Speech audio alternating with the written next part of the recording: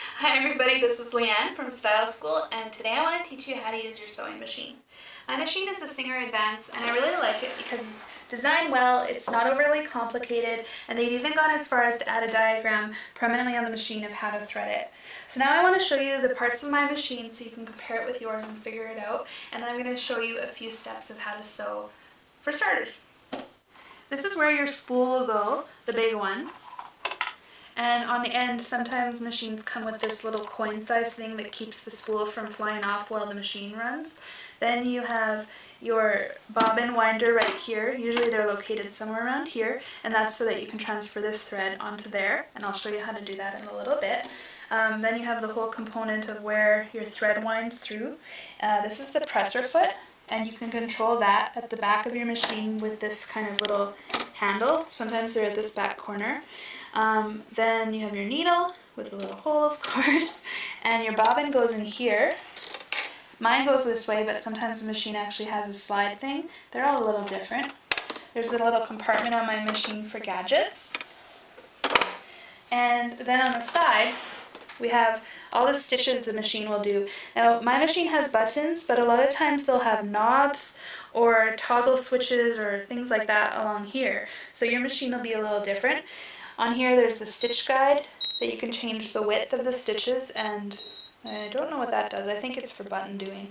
Then on the side of the machine there's the handle, and as you turn it, you'll see that the needle, I'm turning it, goes up and down. That's how you can back up your stitch or lift the needle when it stops inside. And down your cord, you have a power button, usually on the side, your cord for power, and your cord for your pedal. Oopsies. And then down the cord is the pedal right here, and that's how you get your machine to run. It's just like a gas on a car, where the harder you push, the faster the machine goes. Now I want to teach you how to transfer your thread from the spool to the bobbin. You'll need to use a spool that's pretty full because it takes off a lot of it, and usually with projects you'll want to match this thread to the same as the bobbin so that the stitches are the same color on both sides. Now every machine is a little different, but they're all basically the same for this kind of step because it's very simple. On my machine, I go through here, and on my diagram it's nice and easy. They say to wrap around this thing.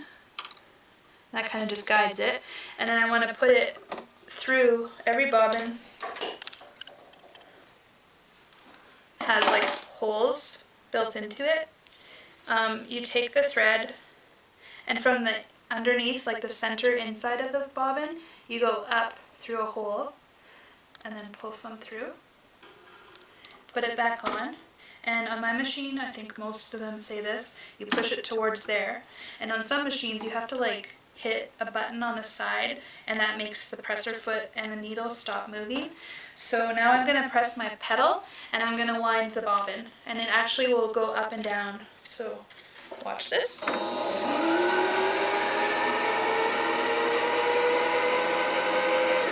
And once you have it started a little bit, you can trim that thread that's hanging out the top because it's kind of tucked in, and then you just keep going until it's full.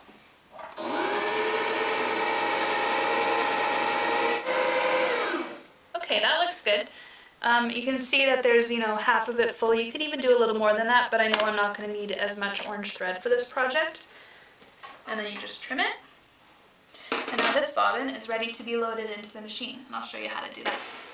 I'm going to go down to the bottom. Now I always thought that all machines were the same, but I used my auntie's and I realized that, okay, what I learned is that the bobbin should look like the letter P. So you've got the circle for the P and the string on the left side.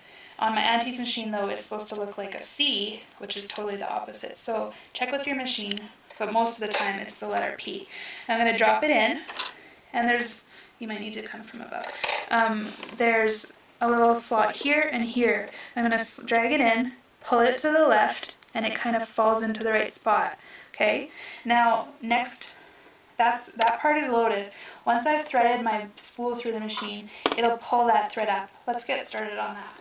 To load your spool through the machine, every machine, like I said, is different, but on this one, I'm going to take it like this under here. There's a slit right here that it's going to drag down. And this on every machine is pretty basic. There's always something here that it does like a U-turn to come back up, and a lot of times there's a spool or like a knob right here that's called your tension. On my machine it's up here.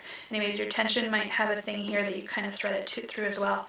Now I'm going to go U-turn up, and using my handle over here, you can see that this thing goes up and down. See? I'm going to get it up so that this little tip at the back is showing. I'm going to go past it and U-turn around that and then come back down. And what I just did was hooked it around that metal thing, and as the machine goes, it's hooked in there, okay? Now I come back down, and there's a little loopy thing right here. I'm going to go through there, and that kind of keeps the thread close to the needle. And now I'm ready to thread it, and I always just trim it kind of short with a pair of sharp scissors. Give it a lick, aim your needle up with your handle on the right, and now I can see the hole of my needle and aim it through. And there, I've threaded it. Now, the cool thing on my machine is they've actually painted this white so that while you look through the needle, you can see white behind it and you can see the eye really well. Just like a cool feature. Now, the thread goes through your presser foot and it should always sit inside of that hole. So I'm going to guide it through there, and now I'm ready to bring this thread through this gap here, and then they'll be connected. So to do that, I hold this in my hand, just hold it kind of loosely, and I'm going to step on the foot very lightly so it's like a slow needle, and then it's going to bring this thread through. Okay, now it's brought it through, and I use a pair of scissors or something like thin and sharp and drag it to the side, and now that thread has come through here, and I'm ready to sew with my machine. So that's how you do it, and then you slide your cover back in, and you're set. For most of our projects in Style School, we're just going to use a straight line. On my sewing machine, it's this first function, and probably the same on yours, and it just looks like dots in a row. I'm going to now place the fabric with the fold side up that we ironed as a crease, and I'm going to use the edge of my presser foot as the guide to create a straight line as I sew. If you look down here, there's little treaded feet, and that's going to go up and down and guide my fabric through as I sew. So I'm going to put the fabric down, or the fabric through, and press your foot down, and now I'm going to sew just about a ½ inch, and then I'm going to stop. I'll show you what I'll do. Okay, now that I'm a ½ inch in, I'm going to use my back stitch button.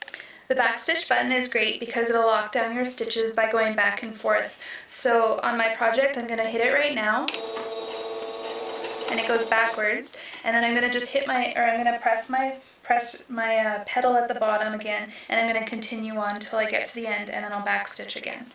And by the way, on some back stitches, as you push the button, you also need to use your pedal foot. So just play with your machine to see how that works.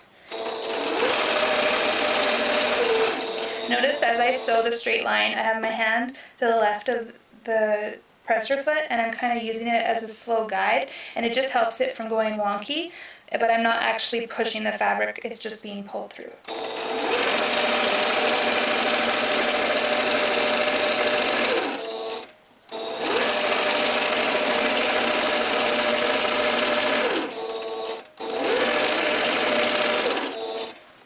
Okay, and I'm going to go to the edge, and then I'm going to hit my back stitch again, and it'll lock it down. Good. Now it's connected, and I'm going to trim the thread, and I like to leave a gap so that it doesn't pull back through when I stitch next time, and I'm done. I've now stitched down that flap, and from the back side it looks really nice, and it's parallel to the edge of the fabric. Thanks for joining me, everybody. I'm excited to see what you make with your sewing machine, and I think you're going to love how much time it takes off of a project. If you have any questions, just leave them in the comments of this post and I'll help you out. Enjoy! Hi everybody, this is Leanne from Style School, and today I want to teach you how to use your sewing machine.